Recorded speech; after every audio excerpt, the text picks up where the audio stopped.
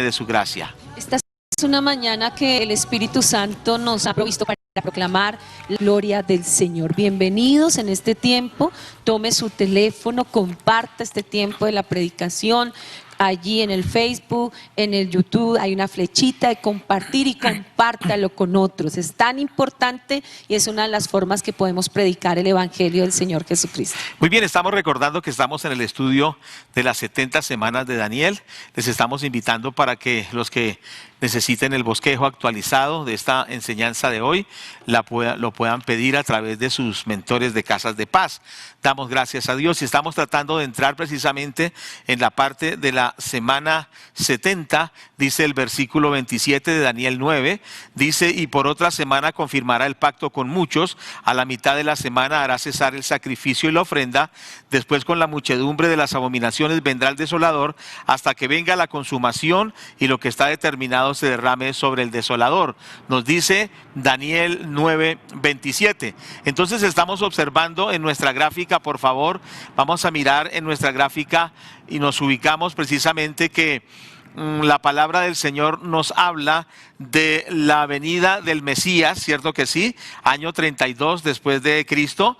Dice también entonces en el texto anterior que se quitaría la vida del Mesías, versículo 26 de capítulo 9 de Daniel, y dice que el pueblo del príncipe que ha de venir destruiría la ciudad de Jerusalén. Ya lo vimos que es en el año 70 después de la era cristiana, y ahí da inicio desde la muerte del Mesías al tiempo de la iglesia. Ese tiempo de la iglesia que no está en la profecía de Daniel, debido a que la profecía de Daniel habla del pueblo de Israel. Pero sí Isaías nos hablaba en Isaías 61, 1 y 2, que es el año de la buena voluntad del Señor, es el año de la gracia o el tiempo de la gracia, es el tiempo en el cual el Señor Jesucristo trae la salvación, y estamos entonces en ese tiempo de la iglesia que concluye con el rapto de la iglesia. Y en ese tiempo que el Señor toma a su iglesia, es algo hermoso, porque cuando la iglesia es arrebatada, como dice la palabra del Señor, iremos con el Señor y estaremos allí por siempre con Él.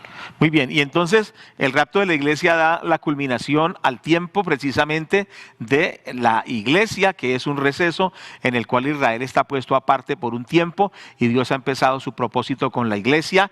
Pero termina ese tiempo de la iglesia con el rapto de la iglesia y empiezan a suceder eventos en el cielo y eventos en la tierra.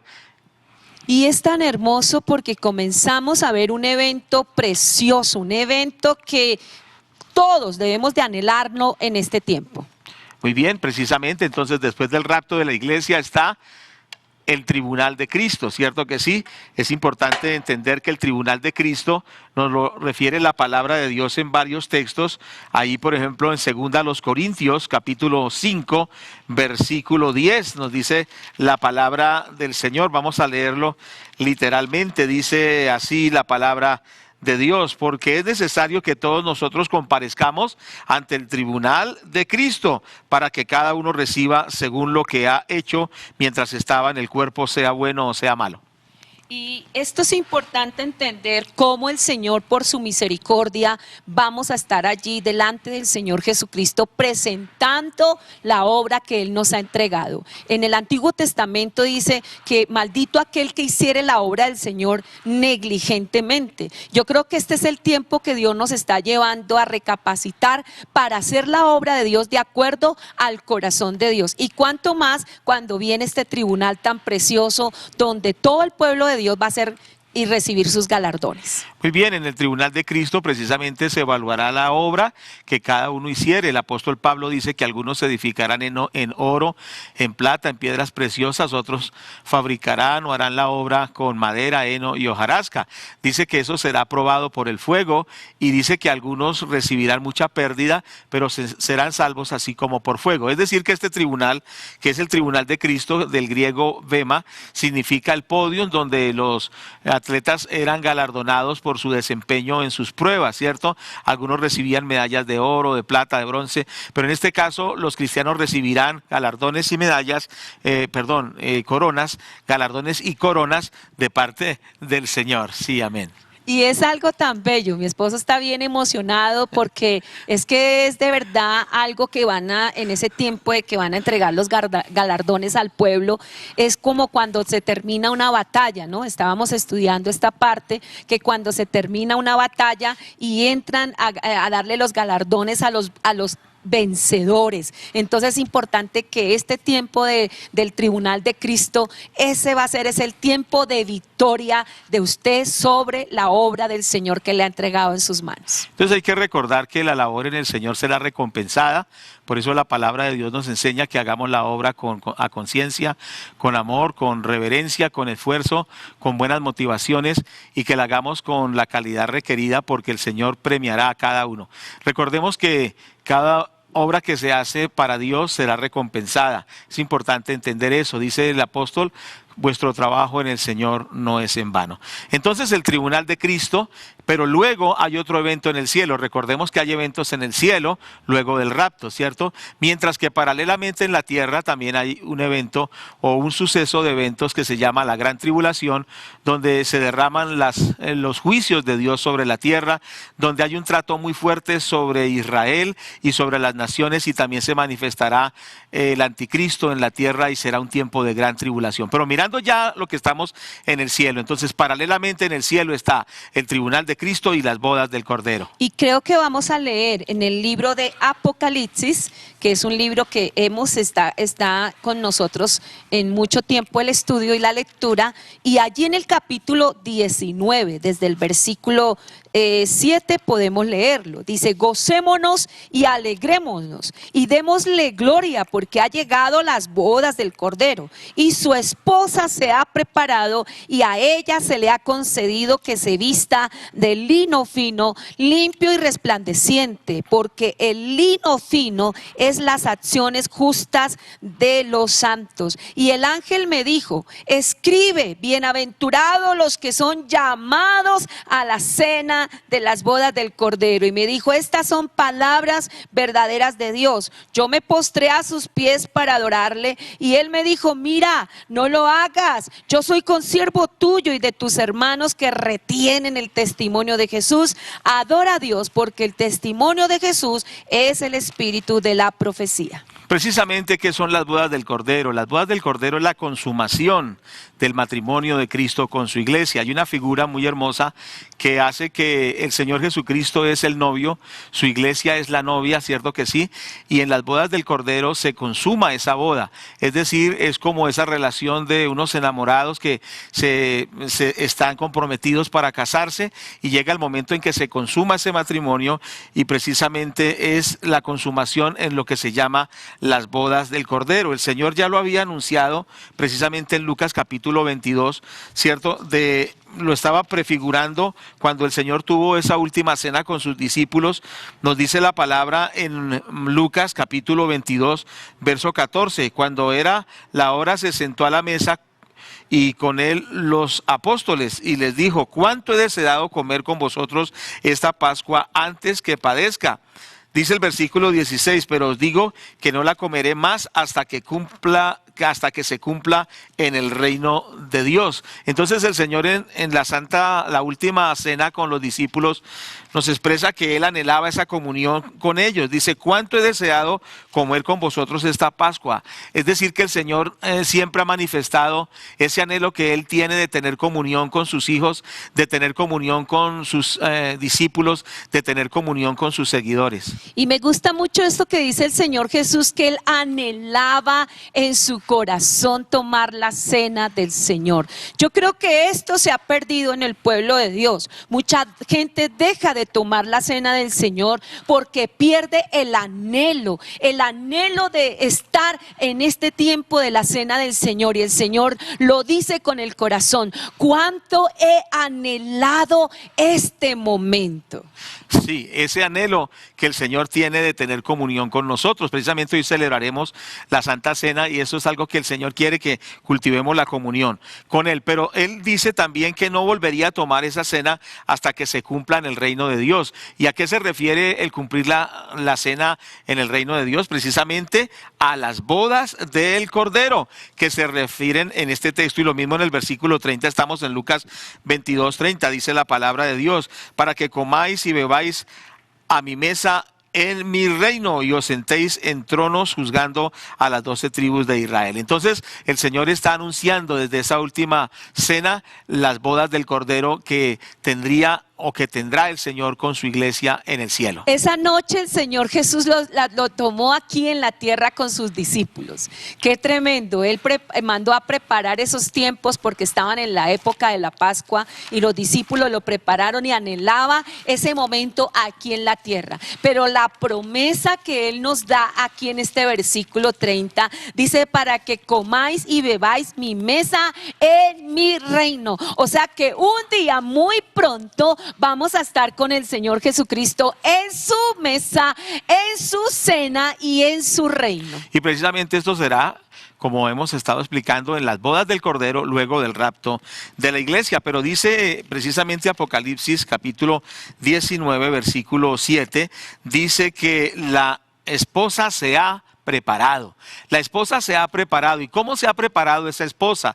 Es importante entender. Dice Isaías capítulo 61 verso 10: en gran manera me gozaré en Jehová, mi alma se alegrará en mi Dios, porque me vistió con vestiduras de salvación, me rodeó de manto de justicia, como a novio me atavió y como a novia adornada con sus joyas. Dice la palabra de Dios entonces que esa iglesia está lista, preparada, porque ha sido vestida con vestiduras de salvación, ha sido vestida con manto de justicia y ha sido adornada con sus joyas. Y algo primordial en esta fiesta es que el gozo será sublime, supremo. Dice: gocémonos y alegrémonos. Va a ser algo maravilloso. Por eso la Biblia dice que el gozo del Señor echa fuera el temor, que el gozo del Señor es nuestra fortaleza. O sea que uno de los implementos primordiales en las bodas del Cordero, ¿cómo va a iniciar? Con mucho gozo y con mucha alegría. Entonces la iglesia se ha preparado, ¿cierto que sí? Es importante entender que estamos en ese tiempo de preparación, en el cual la iglesia ha sido vestida de salvación, de justicia, de obras de justicia. Dice el libro de Romanos 3:21, la palabra: pero ahora, aparte de la ley, se ha manifestado la justicia de Dios, testificada por la ley y por los profetas, la justicia de Dios por la sangre de Cristo. Es decir, la iglesia del Señor se ha preparado colocándose esas vestiduras de justicia por la sangre de Cristo. Entendemos que por la sangre de Cristo recibimos la justificación. La iglesia se ha preparado, también viviendo en la justicia, en la rectitud por la obra del Espíritu Santo. Allí en Romanos capítulo 2, Efesios capítulo 2, versículo 10 dice: porque somos hechura suya, creados en Cristo Jesús para buenas obras, las cuales Dios preparó de antemano para que anduviésemos en ellas. Vivimos en esas obras de justicia por la obra del Espíritu Santo. Entonces es una iglesia que ha sido santificada, ha sido justificada, pero es una iglesia que está viviendo en integridad delante de Dios. Dice Efesios 5:27: a fin de presentársela a sí mismo una iglesia gloriosa, que no tuviese mancha ni arruga ni cosa semejante, sino que fuese santa y sin mancha. Entonces nos está hablando de una iglesia que se prepara, ¿cierto? Una iglesia que el Señor ha preparado con su sangre, por su sacrificio en la cruz, pero también que la santifica por la obra del Espíritu Santo. Esa iglesia que estará en la eternidad con el Señor es una iglesia gloriosa, que no tiene mancha, que no tiene arruga ni cosa semejante. Es una iglesia consagrada totalmente al Señor. O sea, es una iglesia redimida por la sangre de Cristo, santificada por la palabra de Dios. Pero algo tremendo en este versículo que nos ministraba mucho al estar estudiando es una iglesia gloriosa.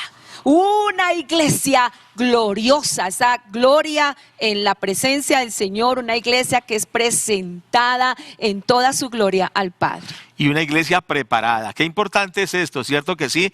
Nos estamos preparando para estar con el Señor en esas bodas del Cordero. Y es importante que nosotros entendamos que hemos sido escogidos por Dios para ser parte de esa iglesia gloriosa, santa, sin mancha.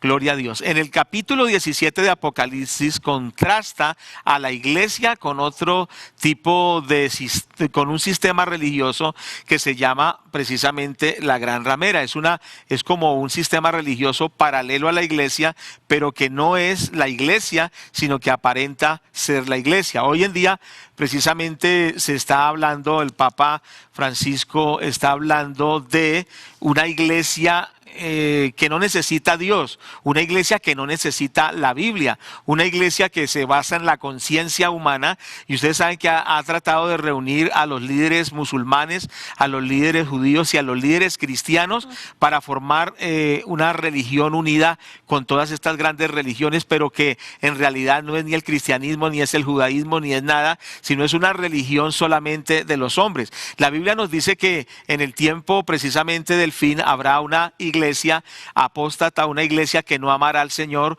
una iglesia que será corrupta o un grupo que será corrupto, opulento, anticristiano, perseguidor de los santos, que parecerá que es la iglesia del Señor, pero no es la iglesia del Señor. Dice Apocalipsis, vamos a mirar en el capítulo 17 respecto a esa falsa iglesia.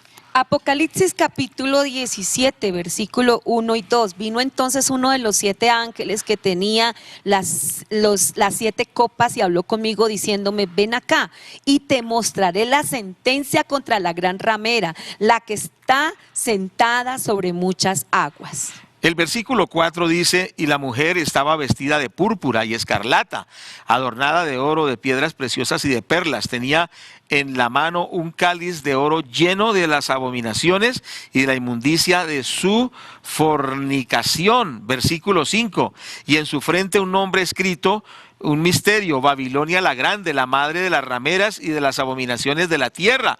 Versículo 6, y vi a la mujer ebria de la sangre de los santos y de la sangre de los mártires de Jesús, y cuando la vi quedé asombrado con gran asombro. Entonces vemos el contraste aquí, la iglesia del Señor, preparada, redimida, santificada, gloriosa, gozosa, vestida de esas vestiduras blancas de lino resplandeciente, con esta iglesia pagana, con esta Babilonia ramera, escarlata, oro, adornada. Pero ¿cómo era su copa? Llena de abominaciones y de inmundicia y de fornicación, de toda la mezcla que han hecho las multitudes y las gentes, de mezclar lo santo con lo profano. Y es importante entender que el Señor tiene un pueblo, dice la Biblia, que es celoso de buenas obras, ¿cierto? Por eso la palabra de Dios dice que el que es santo, santifíquese todavía. Es importante entender que estemos nosotros siguiendo al Señor Jesucristo, viviendo para Dios, preparándonos, porque dice que allí en el cielo nada inmundo entrará, ¿cierto? La iglesia ha sido santificada, es una iglesia totalmente diferente al sistema pagano que cabe de todo tipo de cosas, de todo tipo de argumentos. La Biblia enseña que la iglesia del Señor, la que se ha preparado, ¿cierto que sí? Por eso esa iglesia es gloriosa, sin mancha, sin arruga, se ha preparado, nos estamos preparando, el Espíritu Santo nos está preparando porque el Señor viene por su iglesia. Y la pregunta es, ¿usted se está preparando o usted es parte de esa iglesia pagana? De esa iglesia que mezcla lo santo con lo profano. ¿Es esta una mañana de reflexión? No, es una mañana de arrepentimiento. El versículo que el pastor hacía alusión ahora está en Apocalipsis 22:11. El que es injusto sea injusto todavía, y el que es inmundo sea inmundo todavía, y el que es justo practique la justicia todavía, y el que es santo santifíquese todavía. Usted tiene 2 opciones, o su corazón toma 2 opciones con esta palabra, o vive como usted está viviendo en injusticia, en pecado. Si no hay el verdadero arrepentimiento, ¿qué va a pasar? Usted se va a hundir más en el pecado, usted se va a volver más insensible, más duro en contra de las cosas del Señor. Ya lo que usted escuche simplemente lo oye, pero no lo acentúa en su corazón. Pero la palabra del Señor dice: el que es justo, practique la justicia, pero el que es santo, santifíquese todavía. Que a través de esta palabra nosotros podamos vivir en santidad y amar su venida. Entonces es una iglesia preparada preparada, ¿cierto que sí? Es importante enfatizar en eso. Ella se ha preparado para esas bodas. Estamos esperando esa venida. Dice la Biblia que el Espíritu y la iglesia dicen ven, ¿cierto que sí? Y ese es el anhelo del pueblo de Dios, que el Señor venga, ¿cierto que sí? Dice Apocalipsis capítulo 22, versículo 17, el Espíritu y la esposa dicen ven, y el que diga, el que oye, diga ven, y el que tiene sed venga, y el que quiera tome del agua de la vida gratuitamente. Aleluya. Qué versículo tan hermoso. Todos juntos podemos gritar en esta mañana: ven, Señor Jesús, Maranata. Aleluya. Bendito sea el nombre de Dios. Precisamente la iglesia anhela la venida del Señor porque sabe la eternidad que le espera con el Señor, sabe de la gloria eterna y anhela la venida del Señor. Es muy preocupante cuando hoy la gente no anhela la venida de Cristo. La gente vive muy en esta tierra, vive precisamente muy en los sistemas de este mundo, porque no piensa que estará con el Señor en esas bodas y estaremos con el Señor para siempre. Pero qué hermoso es que la palabra de Dios dice que el Espíritu Santo y la esposa anhelan esa venida y dice, ven Señor, porque queremos estar contigo por la eternidad, queremos estar en esas bodas, queremos estar participando de esa gloria eterna. De pronto, pastor, una pregunta: ¿por qué hace muchos años nosotros que conocemos el Evangelio ya desde niños, en esa época la palabra del Señor en cuanto a la venida de Cristo era continua y profunda? ¿Por qué se fue perdiendo eso? ¿Por qué las nuevas generaciones de pastores no están predicando sobre la venida del Señor? Sí, precisamente porque se olvidan esas promesas y se olvida precisamente que el Señor vino para salvarnos, para rescatarnos y llevarnos a la gloria eterna. Entonces es un evangelio que es muy de aquí solamente, como si aquí fuera nuestro destino final, y es muy de la tierra, aunque tenemos que estar aquí, pero también pensar allá. Pero también, como estás diciendo, se ha olvidado mucho entender que la iglesia está destinada a una eternidad con Dios, a algo mucho mayor que lo que estamos viviendo, ¿cierto? Quizá muchas veces nos hemos secularizado, quizá nos hemos limitado solo al tener el éxito aquí en la tierra, a tener prosperidad, a tener abundancia aquí, y se nos ha olvidado también lo eterno, que es lo que permanece realmente. Y yo creo que los énfasis de nuestras predicaciones han sido excelentes, buenos, que la gente prospere, que la gente pase por sus procesos, que Dios tiene cosas grandes para ellos, que Dios los va a llevar a las naciones, que Dios tiene grande prosperidad. Pero nos hemos olvidado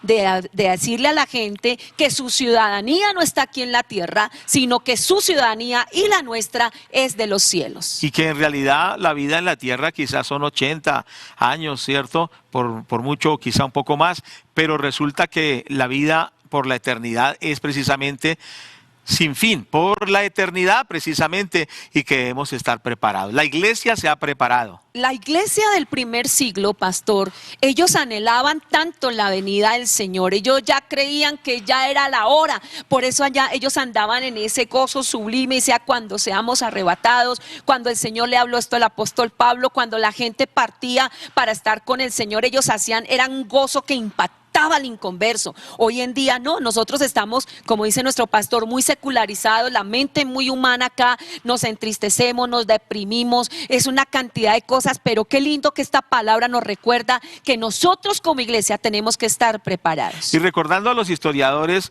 relatan que cuando morían los cristianos había una alegría tremenda, cierto que sí, no como la depresión y la tristeza que hay hoy en día, pero el apóstol Pablo dice que estemos en Cristo para que no nos entristezcamos como los que no tienen esperanza. Es decir, cuando moría un cristiano en esa época de los primeros siglos del cristianismo, había mucha alegría, había mucho gozo, porque sabían dónde estaba ese hermano que había pasado a estar a la eternidad, que estaba con Cristo. Ellos se sentían felices porque ya ese hermano estaba en esa presencia con el Señor. Esto nos parece maravilloso y es tan bonito, porque lo que nosotros tenemos que estar haciendo como pastores, como líderes, como ovejas, es prepararnos como iglesia para recibir al amado. Muy bien, y hablando de la iglesia preparada, es una iglesia galardonada. Habíamos hablado de las coronas, precisamente dice 1 Corintios 9:25, dice, y todo aquel que lucha de todo se abstiene, ellos a la verdad para recibir una corona corruptible, pero nosotros una corona incorruptible. Versículo 26, así que yo de esta manera corro, no como a la aventura, de esta manera peleo, no como quien golpea al aire, sino que golpeo mi cuerpo y lo pongo en servidumbre, no sea que habiendo sido heraldo para otros, yo mismo venga a ser eliminado. El apóstol Pablo dice que el cristiano que es como el atleta que corre fielmente esa carrera, recibe una corona incorruptible. Por eso está diciendo que corramos esa carrera con paciencia, porque cuando corremos esa carrera con paciencia, el Señor tiene para nosotros una corona incorruptible en la gloria eterna. Y es una corona personal, por eso ninguno debemos de estar mirando lo que está haciendo el otro, o a veces pasa, ¿no? Hay intrigas aún en el mismo, así como hay en las empresas, en los negocios, también en las congregaciones, en los ministerios, intrigas, mirando cómo hacer caer, cómo mirar en qué falla la persona para hacerle caer, para como a condenarle, como a justiciarle, porque quieren arrebatarle lo que Dios le ha dado. Déjeme decirle que nadie puede tomar tu corona a menos de que la suelte, pero es algo importante que es una corona personal. El que la carrera en Dios no es del que corre, es aquel que realmente es constante, amén, a seguir al Señor, a correr delante del Señor, a hacer las cosas para Dios con amor, con eterno, con esa gloria del Señor, y ver que cada uno tenemos que cumplir esta carrera. Es una carrera personal. Y dice que el atleta se abstiene de todo para lograr esa corona, que en aquella época, recuerde que en los Juegos Olímpicos o en los Juegos Ísmicos, que eran unos Juegos griegos, les daban como galardón una corona de laurel, ¿cierto? Y eso era un gran honor para ellos, pero era una corona que se marchitaba a los pocos días. Pero dice que el atleta cristiano se abstiene de todo porque es una persona consagrada a esa carrera, porque recibirá una corona incorruptible, ¿cierto que sí? Una corona incorruptible, y esa es la corona del atleta cristiano, ¿cierto? Los que se entrenaban para los Juegos Olímpicos o los Juegos Sísmicos entrenaban durante 11 meses para una carrera de un día, de unas horas, ¿cierto? El cristiano también está corriendo porque recibirá esa corona incorruptible de gloria. Pero también hay una corona de vida que está en Apocalipsis 12:10. Es otra corona diferente. Por eso es importante entender, amados hermanos, que el destino del cristiano es un destino glorioso, ¿cierto? Muchas personas, por ejemplo, practican el pecado, no dándose cuenta que van a perder muchos beneficios celestiales, ¿cierto? Van a perder muchos galardones, muchas coronas, y se dedican digamos, a cosas que no le agradan a Dios, y perderán mucho de lo que Dios tiene. Apocalipsis 2:10 dice: no temas en nada lo que has de padecer. He aquí el diablo echará a algunos de vosotros en la cárcel para que seáis probados, y tendréis tribulación por 10 días. Dice: sé fiel hasta la muerte y yo te daré la corona de la vida. Entonces hay una corona de la vida a aquellos que son fieles hasta la muerte, ¿cierto que sí? Esas personas que son fieles hasta la muerte. Y en Santiago capítulo 2, en el versículo 10 dice la palabra: porque cualquiera que guardare, 1:12. Santiago 1:12. Sí. Dice: bienaventurado el varón que soporta la tentación, porque cuando haya resistido la prueba, recibirá la corona de vida que Dios ha prometido a los que le aman. Y esta palabra me la dio el Señor un día que estaba yo tan en mi habitación orándole a Dios, porque hacía unos meses mi madre había partido para estar con el Señor, y ella fue una mujer de mucha intercesión, de mucha oración. Trabajaba sin que nadie le dijera vaya a trabajar, predicaba en los buses, en los hospitales, en las clínicas. Era una mujer ardiente en el fuego de Dios, y se enfermó, y esta enfermedad le trajo mucha tristeza. Se entristeció muchísimo delante del Señor, y oramos a Dios que Dios hiciera un milagro. Dios la sanó, pero luego volvió a enfermar, y en esa enfermedad ya no se paró. Entonces ella se entristeció muchísimo y murió. Pero antes de morir, que estaba en esa agonía, ya 3 días en esa agonía, sin abrir sus ojos, sino allí en esa parte de inconsciencia, postrados en el piso, le dijimos al Señor: Señor, es tu misericordia. Le decía al Señor: yo he visto gente sana de cáncer, yo soy un fiel testimonio tuyo que me sanaste, Señor, del esternón, colocaste estos huesos en su orden.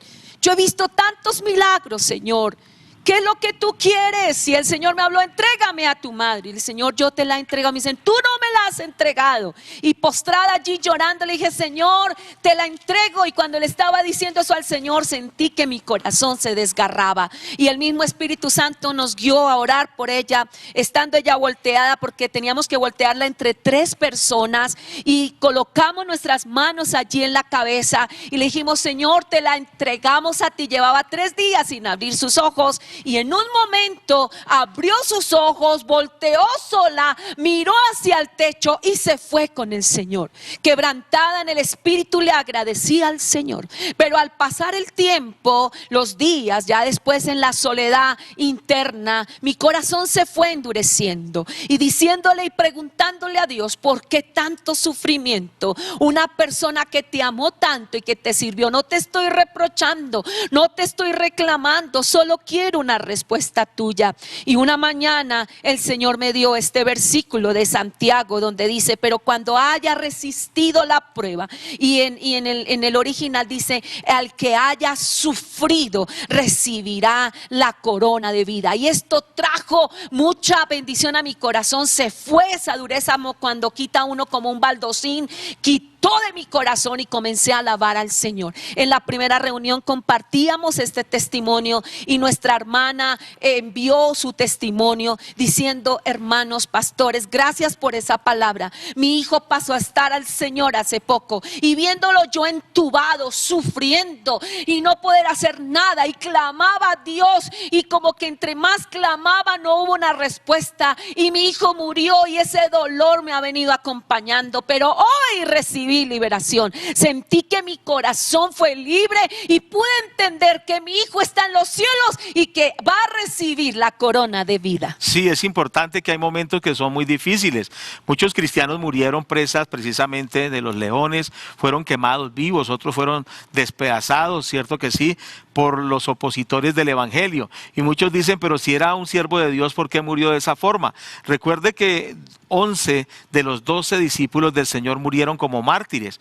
Por eso el Señor Jesucristo precisamente dijo que el que fuere fiel hasta la muerte recibirá precisamente la corona de la vida. Entonces a veces nos confundimos por qué los sufrimientos, por qué hasta el martirio de los que aman al Señor con todo su corazón, pero entendamos eso, que ahí no es el final. El final vendrá cuando el Señor recompense a sus siervos y les galardone por su amor, por ser esos atletas fieles, porque esos que fueron fieles hasta la muerte. Y también hay otra corona que es para los que ganaron almas. Dice Filipenses 4:1, dice la palabra de Dios, así que hermanos míos amados, deseados, gozo y corona mía, estad así firmes en el Señor, amados. ¿Qué quiere decir? Que también hay una corona de gozo para el que gana almas, ¿cierto que sí? Cuando usted gana almas para el Señor, Dios le está propiciando esa corona que usted recibirá y se gozará. Es la corona de gozo,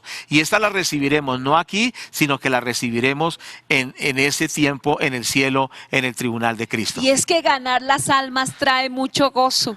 Usted que a veces permanece como triste o sin sentido en las cosas del Señor, ¿cómo esto nos trae vida cuando uno de verdad le pide al Espíritu Santo que le llene los vacíos? Y cuando uno predica el evangelio a una persona, ¿cómo uno se llena de gozo? Sí, precisamente es entender que nuestra vida consagrada a Dios, de servicio, de abnegación, de fidelidad, tendrá un galardón eterno, y es esa iglesia que está preparada. Los siervos fieles del Señor, los ministros del Señor, tendrán la corona precisamente de gloria. Dice Primera de Pedro 5:3, no como teniendo señorío de los que están a vuestro cuidado, sino siendo ejemplos de la grey.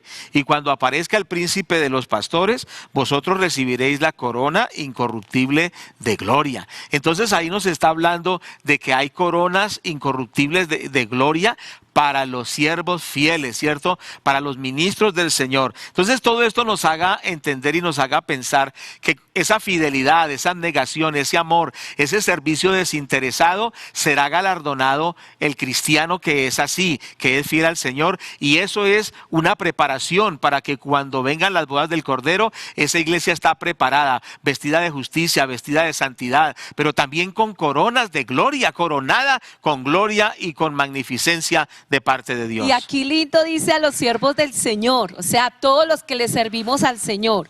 Muchas veces uno guarda o usted guarda mucha expectativa con la iglesia que trabaja, con la denominación.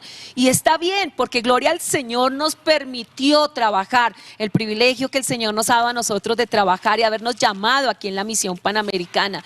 Pero su expectativa, su recompensa y su corona es una corona de gloria. ¿Cuánto le damos la gloria al Espíritu Santo? Esto nos maravilla porque servirle al Señor es también por la eternidad. Y es importante entender eso, que el Señor tiene para nosotros premio si somos fieles a Él. Por eso es muy importante reflexionar, ¿cierto? Y pensar qué tipo de cristianismo, qué tipo de servicio estamos llevando, y si estamos fallando, le pidamos perdón al Señor y cambiemos, porque al fin y al cabo lo que Dios nos tiene es algo maravilloso en la eternidad. Segunda a Timoteo capítulo 4 verso 8 dice: por lo demás me está guardada la corona de justicia, la cual me dará el Señor, juez justo, en aquel día, y no solo a mí, sino también a todos los que aman su venida. Qué hermoso, y queríamos cerrar con esta corona de gloria. ¿Sabe por qué?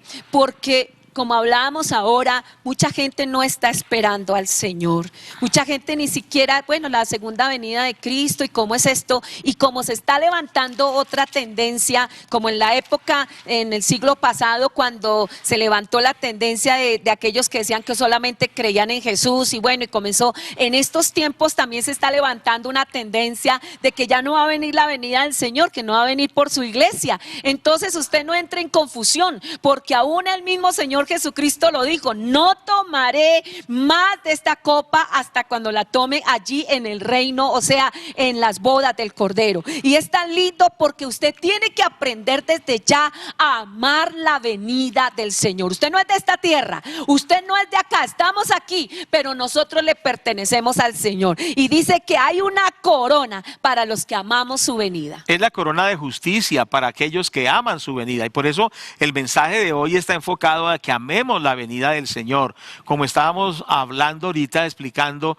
el pueblo cristiano no está esperando al Señor, y por eso precisamente las tribulaciones que se están pasando, porque es que el pueblo no está preparado para la venida del Señor Jesucristo. Cierto que sí, estamos muy enfrascados en muchas cosas humanas, en muchos énfasis nuestros, y no nos estamos preparando y no estamos esperando al Señor como la iglesia primitiva lo esperaba. Entonces la corona de justicia es para aquellos que aman su venida. Yo le quiero preguntar: ¿usted ama la venida del Señor? ¿Usted anhela la venida del Señor? Y recalcamos ese texto que quizá hoy puede ser el más preponderante de Apocalipsis 22, 17. El Espíritu y la esposa dicen: ven, y el que oye diga: ven, y el que tiene sed venga, y el que quiera tome del agua de la vida gratuitamente. El Espíritu y la esposa dicen: ven. Tenemos que orar y decirle: Señor, dame amor por tu segunda venida, dame amor por ese rapto de la iglesia, dame amor por estar contigo, por estar en esas bodas del Cordero. Cierto que sí, es como esa novia que anhela al novio que llegó a las bodas y está diciendo: ¿cuándo será ese día cuando se realizará esas bodas con el amado? Y ayer juntos le pedíamos perdón al Señor si en algún momento no hemos amado su venida, porque muchas veces estamos enfrascados en nuestros propios propósitos, en nuestros proyectos, y muchas veces le decimos al Señor es que cumpla nuestro propósito y nuestro proyecto, pero no estamos aquí para cumplir nuestro propósito y nuestro proyecto, sino para cumplir el propósito de Dios. Y yo quiero que usted allí le pida perdón al Señor por no amar su venida. Pero entonces la palabra de Dios dice que la iglesia se ha preparado. Amados hermanos, preparémonos para esa venida y recordemos los pasos de lo que era un matrimonio hebreo. Cierto que sí, primero había el desposorio, es decir, era un compromiso formal que establecía la pareja de llegar a la consumación del matrimonio. Esto es cuando, por ejemplo, José y María se habían comprometido, precisamente como vemos aquí en Mateo capítulo 1 verso 18, dice la palabra del Señor: el nacimiento de Jesucristo fue así: estando desposada María su madre con José, antes que se juntasen, se halló que había concebido del Espíritu Santo. Dice que ellos estaban desposados. ¿Qué era el desposorio? El desposorio era un compromiso previo estudio en el cual la pareja se comprometía y muchas veces era una decisión de los padres, a veces ni siquiera habían nacido esos hijos, pero los padres se comprometían de casar esa pareja, ya estaban comprometidos. El padre de la novia pagaba la dote por la novia y se dejaba concertada el compromiso de bodas que se definiría o se llegaría a cabo luego. Y es tremendo cuando estábamos estudiando esta parte, que no es que los padres caprichosos cásese con fulano o case con sutano porque le conviene, no. Estos padres cuando estaban embarazados, cuando iban a encargar sus criaturas, desde ya estaban orando a Dios por el cónyuge de ese niño y comenzaban a orar y Dios los iba ayudando y reparando hacia dónde y Dios los iba guiando para que ellos conformaran esas parejas. Y luego de eso, ellos comenzaban a trabajar para crear en esos niños un carácter para el hogar. Y precisamente lo que está haciendo el Espíritu Santo es escogiendo esa esposa para el Cordero, ¿cierto que sí? Así como cuando Abraham envía a sus siervos para que le busquen la esposa a Isaac, ¿cierto que sí? Entonces el Espíritu Santo está escogiendo esa novia que somos cada uno de los que hemos creído en el Señor. La novia ha sido escogida. Mire, Efesios capítulo 1, verso 3 dice: bendito sea el Dios y Padre de nuestro Señor Jesucristo, que nos bendijo con toda bendición espiritual en los lugares celestiales en Cristo Jesús. Versículo 4 dice: según nos escogió en Él antes de la fundación del mundo, para que fuésemos santos y sin mancha delante de Él. Es decir, ya la novia ha sido elegida, ha sido escogida, somos parte de esa novia, ¿cierto que sí? La dote también ha sido pagada, según nos dice primero de Pedro 1. Primer carta de Pedro 1, 1 y 19 dice: Pedro, apóstol de Jesucristo, a los expatriados de la dispersión en el Ponto, Galacia, Capadocia, Asia y Bitinia, elegidos según la presencia de Dios Padre en santificación del Espíritu para obedecer y ser rociados con la sangre de Jesucristo, gracia y paz os sean multiplicados. Y miren el versículo 19 de la primera carta del apóstol Pedro, dice: sino con la sangre preciosa de Cristo, como de un cordero sin mancha y sin contaminación. El Señor Jesucristo pagó la dote. Muy bien, con la sangre que Él derramó, la iglesia ha sido pagada esa dote, cierto que sí, por la sangre del Señor. La iglesia, la novia ha sido escogida, la dote ha sido pagada. Ahora lo que esperaba era que el novio, luego de ese desposorio de pagar la dote, de ser escogida la novia, esperaba que el novio viniera precisamente por la novia. Y es así cuando él le tenía que preguntar, según en el contexto judío, el muchacho, el novio, tenía que estarle preguntando al papá ya cuando estaba listo, porque él tenía que prepararle, pastor, la casa a la novia. Por eso el Señor Jesucristo dijo: me voy a prepararles lugar. Él estaba preparando ese lugar para nosotros y él tenía que preguntarle al papá: ya es hora de ir por la esposa, y el papá le decía: todavía no. El único que sabe cuándo va a venir el Señor Jesucristo por su iglesia es el Padre. Muy bien, y entonces esa venida es el rapto de la iglesia, ¿cierto? Cuando el Señor viene a llevar su iglesia y nos llevará precisamente al cielo, a esas bodas que se realizarán allí en el cielo durante 7 años, ¿cierto que sí? Pero paralelamente, mientras hay ese gozo maravilloso en el cielo, en las bodas del Cordero con Cristo, la iglesia con Cristo, la tierra estará en un gran sufrimiento, en una gran aflicción en la tierra, porque ahí es donde se inician precisamente luego del rapto la semana 70, que sufrirá Israel en esta tierra, las naciones, y reinará el anticristo. Pero la iglesia está en el cielo, ¿cierto que sí? Nosotros miramos en Apocalipsis 19 algunas características de la boda, de esa boda maravillosa, y lo primero que observamos es que hay gozo. Dice el versículo 7 de Apocalipsis 19: gocémonos y alegrémonos y démosle gloria, porque han llegado las bodas del Cordero. Esa es la característica principal de las bodas del Cordero, ese gozo y esa alegría, esa manifestación de la gloria. Será un gran motivo para darle la gloria a Dios, porque nos permite participar maravillosamente de las bodas del Cordero. ¿Usted está preparado? ¿Está listo para esta fiesta?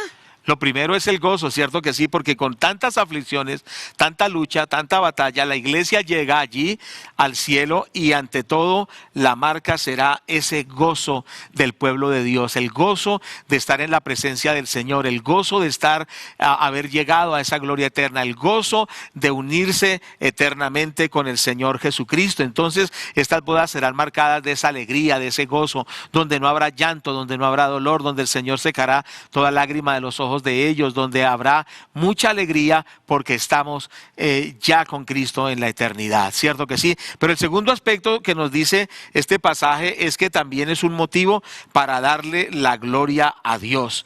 Dice, démosle gloria. Es importante entender que las bodas del Cordero es un motivo de mucha gloria para Dios porque ha cumplido sus promesas para con nosotros. Y eso es lo que el Señor nos lleva hoy, a que todos juntos como iglesia, ninguno se quede, pastor. Porque de pronto usted allí lleva años en el Evangelio y dice, yo he escuchado eso. Esto no se trata de escuchar, se trata de vivirlo. Y usted no se puede quedar. Si usted se quiere quedar, sigue en su actitud. Como recuerdo hace muchos años que usted le hablaba a un señor que era tremendo en la casa. Era terrible y y era su forma y era muy grosero y bueno y otras cantidades de cosas y usted le dijo, hermano, usted no piensa en como usted está viviendo que usted se puede quedar. Y yo quedé aterrada como este hombre le contestó, dijo, pues pastor, si me tocó quedarme, que él se quedaba. Y le dijo, ¿y usted sabe para dónde se va? Dijo, pues para el infierno. Y quedamos tan aterrados y mi esposo se puso a la tarea de ayudar a este hombre, pero nunca quiso cambiar. Terminó con la mente fuera, o sea, en locura, en demencia, y es tremendo. Y murió en la más forma de tristeza porque nunca quiso arrepentirse, aunque asistía a una iglesia. Importante entender que la iglesia se ha preparado, es motivo de gran gozo, motivo de gloria para Dios y también es una gran bienaventuranza. Qué importante es que anhelemos esas bodas del Cordero. Entonces vamos a resumir precisamente el tiempo de la iglesia, termina con el rapto de la iglesia y la iglesia va al cielo. Hay dos eventos, ya lo hemos explicado en el cielo. ¿Qué son los eventos? El tribunal de Cristo, ya lo hemos explicado, y las bodas del Cordero. Pero esto sucede, repito, por tercera vez paralelamente en la tierra, cuando empieza la semana 70, cuando empieza Israel en un trato, Dios con Israel a través de la situación de la gran tribulación. Pero queremos ver un poquito de qué pasa en este momento para Israel. En el tiempo de la iglesia, gracias por la gráfica, en el tiempo de la iglesia, ¿qué está pasando con Israel? Tenemos que mirar porque recordemos que la profecía de las 70 semanas habla de Israel. Entonces nos preguntamos, ¿qué está pasando con Israel en este tiempo, en el tiempo de la iglesia? Y esto lo vamos a mirar brevemente en el libro de los Romanos, capítulo 11. Entonces, mientras que la iglesia estamos en el cielo, aquí empiezan las semanas 70 que va a ser claramente para el pueblo de Israel, donde el anticristo vendrá y los engañará y se hará pasar por el Señor. Y es ahí donde empieza el fuerte tratamiento para el pueblo de Israel y por eso estamos en Romanos capítulo 11. Sí, pero en Romanos 11 habla de la condición de Israel actual, o sea, en el tiempo de la iglesia. ¿Qué está pasando con Israel? Dice Romanos 11:7, dice que pues lo que buscaba Israel no lo ha alcanzado, pero los escogidos sí lo han alcanzado y los demás fueron endurecidos. El versículo 25 dice, pero no quiero, hermanos, que ignoréis este misterio para que no seáis arrogantes en cuanto a vosotros mismos, que ha acontecido a Israel endurecimiento en parte hasta que haya entrado la plenitud de los gentiles. ¿Qué está pasando con Israel en este momento? Su corazón se ha endurecido a los propósitos de Dios. Entonces, en este tiempo de la iglesia, primero cuando el Señor vino por Israel y luego que Él lo rechazó, hizo a un ladito a Israel y nos colocó a nosotros, su iglesia. Entonces, ¿qué está pasando en estos tiempos? El pueblo del Señor, el pueblo de Israel está endurecido, pero también incrédulo en el versículo 20. Dice el versículo 20, porque si Dios no perdonó a las ramas naturales, tampoco te perdonará. Pero vamos al versículo 20, este era el 21. Dice el versículo 20, bien, por su incredulidad fueron desgajadas, pero tú por la fe estás en pie, dice la palabra de Dios. Entonces Israel, que está en este momento en endurecimiento, también en incredulidad, pero también están ciegos a los propósitos de Dios, versículo 8 y 9. Dice la palabra del Señor, como está escrito, Dios les dijo, espíritu de estupor, ojos con que no vean y oídos con que no oigan hasta el día de hoy. Y David dice, se ha vuelto su convite en trampa y en red, en tropezadero y en retribución. Entonces la pregunta es, ¿qué usted está haciendo? Entonces Dios desechó a Israel. Dios, ¿qué pasó con Israel? ¿Lo desechó? No, realmente no ha sido desechado. Israel está en un tiempo de incredulidad, de endurecimiento, están ciegos y están sordos, pero dice la palabra del Señor, versículo 1 de Romanos 11, digo pues, ¿ha desechado Dios a su pueblo? En ninguna manera, porque también yo soy israelita, de la descendencia de Abraham, de la tribu de Benjamín. Versículo 2, dice el apóstol Pablo, no ha desechado Dios a su pueblo, al cual desde antes conoció. Y es algo tremendo. En estos días estaba viendo un documental de Israel, de unos hermanos que tienen un canal cristiano y estaban predicando la palabra del Señor, y bueno, Dios los ha bendecido. Mucho judío está llegando a conocer del Señor, porque es gente que se ha puesto a estudiar la palabra de una forma muy profunda para llegarle a los judíos, y también por la gracia, ¿no? Y muchos judíos están llegando al Señor. Entonces ellos se dieron cuenta y el parlamento prohibió este canal y lo cerró. ¿Por qué? Porque el director dijo las siguientes palabras: qué bueno que ahora la palabra del Mesías ha llegado a los hogares de todos los judíos. Entonces ellos, ni aún si lo rechazaron en la cara de él, en la propia cara de él, cuánto más también querrán rechazarlo en este tiempo. Entonces es importante, ¿por qué nosotros oramos por los judíos? ¿Por qué oramos por Israel? Porque nosotros no, es por el Espíritu Santo, por el Señor Jesucristo que nos pone a orar y nos ha dado amor por el pueblo judío. Entonces es importante que entendamos en estos momentos que el Señor no ha desechado a Israel, que el Señor está allí con ellos, aún los defiende, los ayuda, y que en la semana 70 Dios va a hacer grandes cosas con ellos. Y aún hoy en día, según el versículo 4 y 5, dice la palabra de Dios. Dice, pero ¿qué dice la divina respuesta?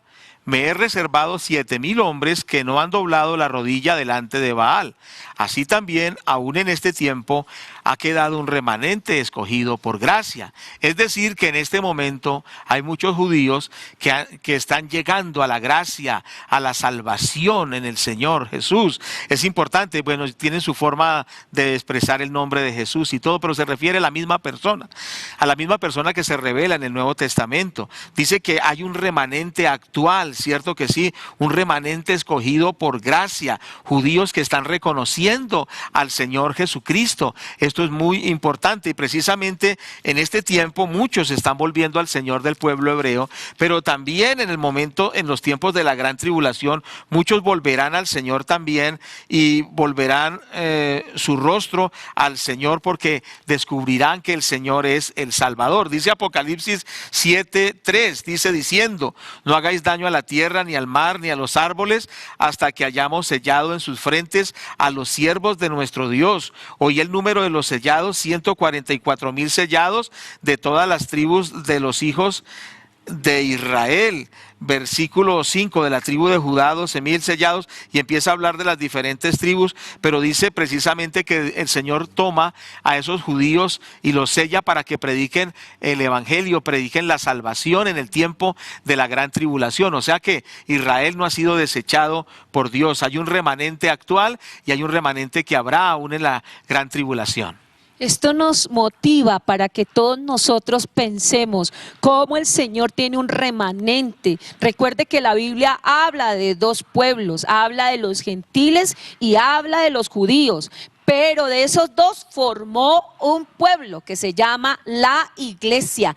No podemos judaizar la iglesia. La iglesia es del Señor Jesucristo y Él es el que la está preparando, Él es el que la está llevando y Él nos está hablando que mientras que la iglesia está allí en el cielo, aquí en la tierra, Él está trabajando con su pueblo, Muy bien. Israel. Dice entonces la palabra, estamos en el punto de que Dios no ha olvidado a Israel. Versículo 12, Romanos 11:12 dice: si su transgresión es la riqueza del mundo y su defección la riqueza de los gentiles, cuanto más su plena restauración. Entonces el Señor está hablando de que Israel será restaurado, que Israel será restaurado. Y dice el versículo 26, recuerden que estamos en Romanos capítulo 11, o sea que Dios no ha desechado a Israel. Israel será restaurado. El versículo 26, la palabra de Dios dice: y luego todo Israel será salvo, como está escrito: vendrá de Sión el libertador,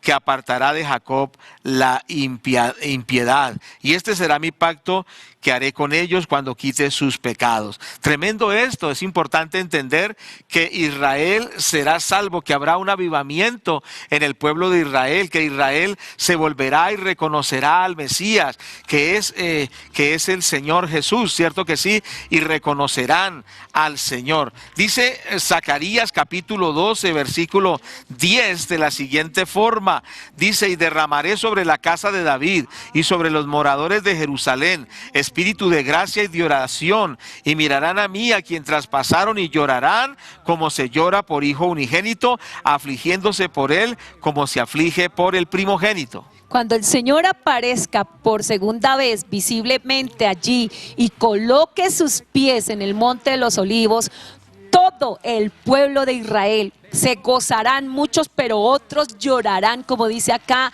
y reconocerán y se postrarán ante el Rey de Reyes y Señor de Señores. Y ellos dirán: pero ¿cómo pudimos nosotros rechazarlo? ¿Cómo pudimos llevarlo aún a la muerte? ¿Cómo lo traspasamos? Pero ellos reconocerán que verdaderamente Él es el Mesías, el único Salvador. Isaías 59, versículos 20 y 21 dice: y vendrá el Redentor a Sión, y los que se volvieron de la iniquidad en Jacob, dice Jehová.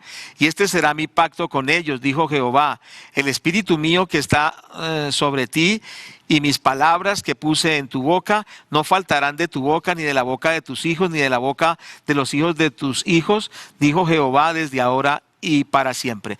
Es decir, que el Señor hará ese pacto con Israel, y es ese pacto precisamente de transformar el corazón del pueblo de Dios, como dice el libro de los Hebreos capítulo 8, versículo 8. Vamos a mirarlo brevemente. Entonces Dios transformará el corazón de su pueblo, cierto que sí, les dará un corazón nuevo, un corazón de carne, un corazón que glorifica a Dios. Dice la palabra del Señor: no como el pacto que hice con sus padres el día que los tomé de la mano para sacarlos de la tierra de Egipto, porque ellos no permanecieron en mi pacto, y yo me desentendí de ellos, dice el Señor. Por lo cual este es el pacto que haré con la casa de Israel, dice el Señor en su palabra. Después de aquellos días, dice el Señor, pondré mis leyes en la mente de ellos, y sobre su corazón las escribiré, y seré a ellos por Dios, y ellos me serán por pueblo.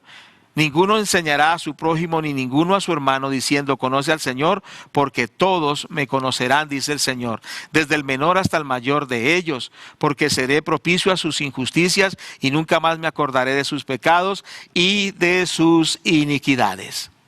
Entonces la palabra del Señor nos habla del Señor teniendo misericordia de los judíos, ¿cierto? Los ahora están endurecidos, están enceguecidos, están precisamente alejados del Señor porque niegan al Mesías, ¿cierto? Pero llegará el momento en que Él se revelará a ellos.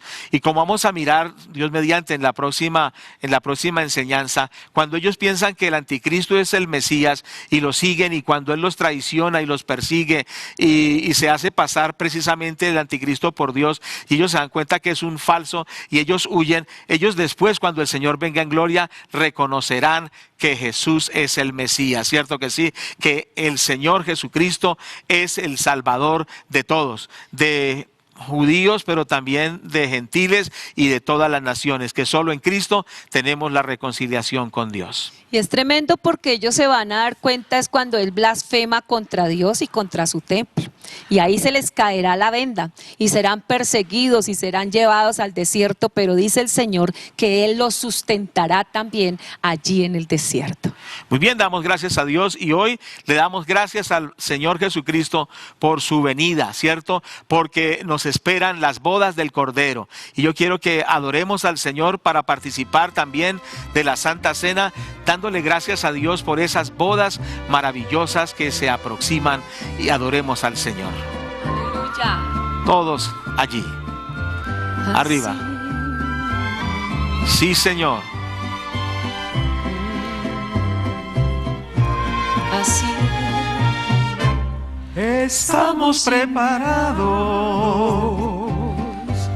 a una fiesta hermosa, sublime y tan gloriosa, que no habrá otra igual. Las bodas del Cordero, de Cristo con su iglesia, velozmente se acerca. Yo listo quiero estar. Aleluya, aleluya. Levante sus manos. Aleluya, aleluya, aleluya, aleluya, aleluya,